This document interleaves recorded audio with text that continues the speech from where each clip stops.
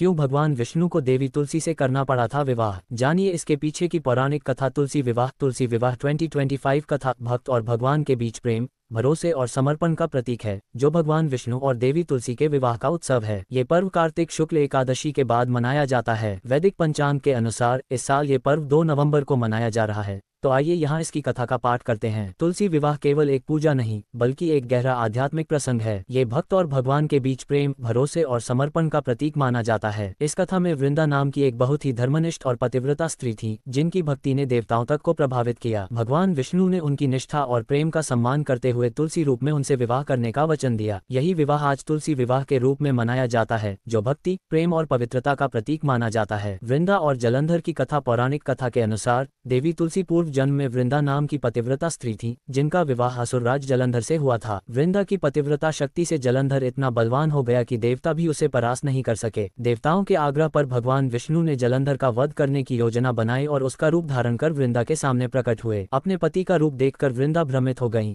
जिससे उनका तप भंग हो गया और जलंधर की शक्ति नष्ट होकर वह युद्ध में मारा गया। भगवान विष्णु और देवी तुलसी का विवाह। जब वृंदा को भगवान विष्णु के छल का सत्य ज्ञात हुआ, तो वे गहरे दुख और वेदना से व्याकुल होकर अपने प्राण त्याग दिया। उनके तप, भक्ति और पतिव्रता की शक्ति से धरती पर एक दिव्य पौधा उत्पन्न हुआ, वही पवित्र तुलसी के रूप में जाना गया। भगवान विष्णु ने वृंदा के त्याग और सच्चे प्रेम का सम्मान करते हुए उन्हें वरदान दिया कि वे तुलसी के रूप में सदैव पूजी जाएंगी और बिना तुलसी के उनकी कोई भी पूजा पूर्ण नहीं होगी। अपनी इस प्रतिज्ञा को निभाने के लिए भगवान विष्णु ने शालिग्राम स्वरूप में तुलसी से विवाह करने का संकल्प लिया। तभी से हर वर्ष कार्तिक शुक्ल एकादशी के बाद तुलसी विवाह का पवित्र पर्व मनाया जाता है।